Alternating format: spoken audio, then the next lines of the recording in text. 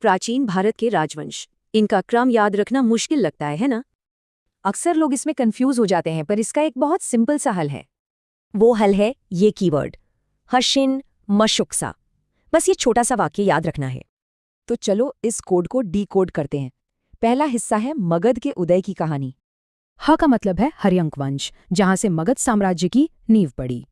संस्थापक बिंबिसार ने शादियों और जंग दोनों से मगध को एक बड़ी ताकत बनाया। हशीन में अगला है शी, मतलब शुशुनाग वंश। इन्होंने अवंती को हराया और 100 साल पुरानी दुश्मनी खत्म की। ये बहुत बड़ी बात थी। और फिर न से आया नंद वंश, जो अपनी ताकत और दौलत के लिए जाना जाता था। महापद्म नंद ने एक बहुत बड़ी सेना बनाई और भारत के पहले ऐतिहासिक सम्राट कहलाए। और यहीं से नंद वंश खत्म हुआ और एक नए विशाल साम्राज्य की शुरुआत हुई। अब बारी है मशूक की। ये हमें मौर्यों के बाद के समय में ले जाता है। मतलब मौर्य वंश, इंडियन हिस्ट्री के सबसे बड़े साम्राज्यों में से एक। इसे चंद्रगुप्त मौर्य ने शुरू किया, पर इसका अंत बड़ा ड्रामेटिक था, आखिरी राजा की हत्या।